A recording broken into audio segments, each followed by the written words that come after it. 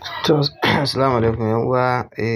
Zan ɗan yi mana short video akan yanda za ka yi using Prism Studio, wato wanda za ka iya yin live tare da banner a jikinsa, ko in ce logo a jiki.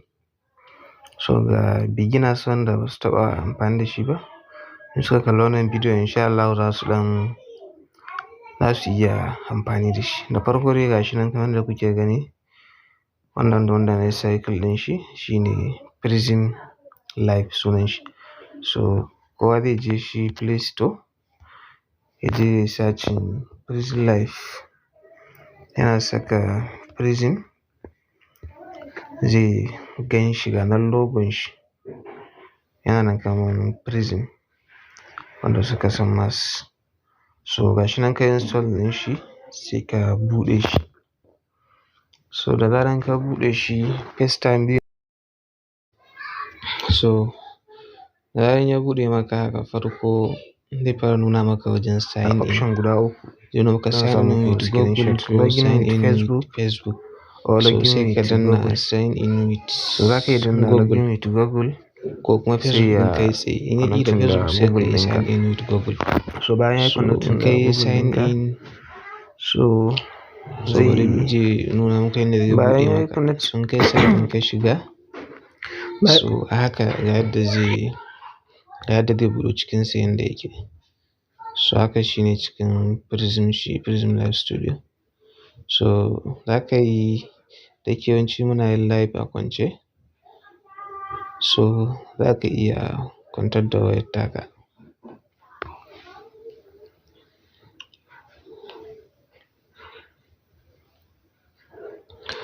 So shine idan za ka yi kamar za ka jawo shi gefen hagu, ka danna kan screen ɗin sai ka yi sliding ɗin shi gefen hagu, to zai kawo ka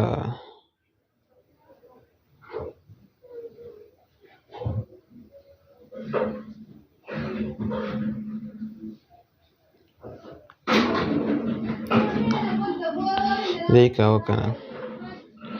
So ga dai yadda na yi kun gani. So in ya kawo ka nan, a sama nan ga inda aka yi, in ka jawo shi haka, to a saman nan ga inda aka rubuta media, playlist da kuma text.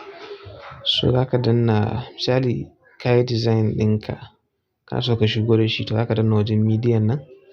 Ka danna wajen media, ka danna photo and video, to zai buɗo maka cikin gallery ɗinka. So already in ka yi design ɗin hotonka da za ka saka banner kenan, so za ka zo ka gan shi a nan sai ka selecting ɗin shi sai ka danna done. So zai shigo da shi cikin nan wajen. So da zaran ya shigo da shi nan shine sun saka kamar my studio.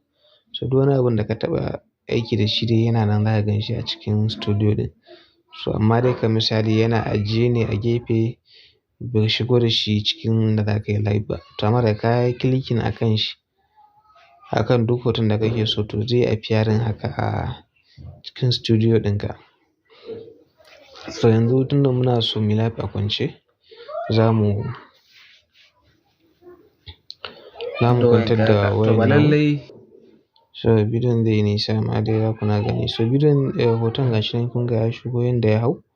Zai iya zuwa maka ɗan ƙarami ko kuma a babba. So za ka saka yatsa guda biyu sai ka yi kamar za ka buɗa shi, za ka iya saita shi da arranging ɗin shi duk inda kake so ya zauna. So yanzu za mu bar shi a haka, sai mun saita shi haka sai ka ɗan yi clicking a kan shi. So yanzu mun saka logon mu, ko in ce banner mu da muka designing, mun shigo da shi na zamu yi live.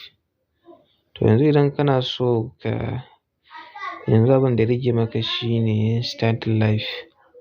So a nan ga inda aka yi wani wajen farin nan da aka yi alama abin wannan, in ka za ka danna shi zai buɗe maka nan.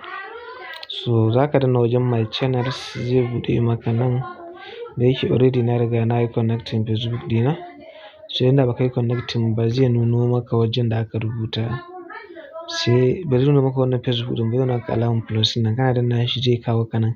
So sai ka taɓa kan Facebook ɗin nan, gashi nan zai nuna maka connect Facebook. To a nan ne ya nuna disconnect saboda already na riga na yi connecting. So da zaran ya nuna maka haka za ka danna connect with Facebook.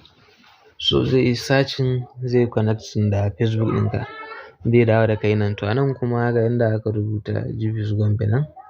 So idan kana son kai live ɗinka akan shafi, page ko akan profile ɗinka, za ka zo ka yi clicking akan shi GBs Gombe, ko kuma zai kawo ka kan asalin account ɗinka ne, sunan account ɗinka.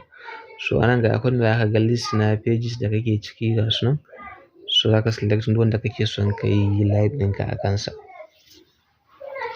So ga sunan pages dai, in ka zaɓi wanda za ka yi live ɗinka a kan shi, sai ka danna saving, sai ka yi back.